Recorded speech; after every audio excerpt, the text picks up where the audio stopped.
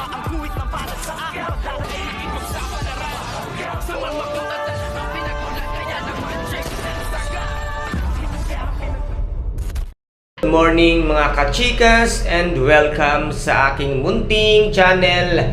Nag-abot nga itong si Edwin at ito ngang si Tanggol sa burol nga ni Noy, kung kaya't dito nga ay hindi rin napigilan nito ngang si Edwin ang kanyang sarili, kung kaya't pinagbabaril nga ito at hindi naman ito pinabayaan nga ni Santino ang kanyang Kuya Tanggol at pinatakas niya nga ito at siya ang humarap kila Edwin, kung kaya't ito ngang si Santino ang siyang nabugbog ng grupo nga nitong si Edwin.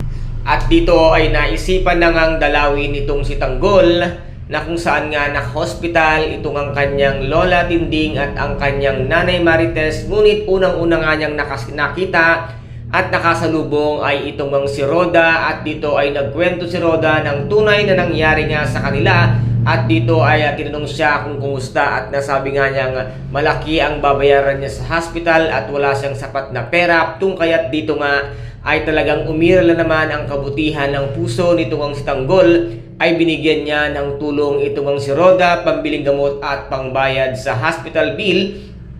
At dito ay nagkita ng muli itong si Lola Tinding at itong ang si Tanggol, na dito nga ay labis-labis ang kasiyahan ng puso ni Tanggol dahil muli niyang nakita ang kanyang lola na kung saan na ito lamang ang tumatanggap sa kanya at nagmamahal. At dito ay lalo naman siyang na bad trip nang ipagtabuyan siya muli ng kanyang Nanay Marites, na hanggang sa ngayon ay hindi pa rin niya siya matanggap-tanggap ng kanyang Nanay Marites simula nang malaman niya at sabihin ni Ramon na ito raw kanilang anak na si Tanggol ay nandoon na sa mansyon ng mga Montenegro. Ngunit mali nga ang akala nitong ang si Marites dahil ibang Tanggol ang nagpanggap para nga makamkam ang yaman ng mga Montenegro, ay walang iba kung hindi ang kanyang anak na si David ang siyang nagpanggap bilang isang si Tanggol or Jesus Nazareno di Magiba, Montenegro. Kaya guys, ito po ang ating pakaabangan sa mga susunod na episode dito nga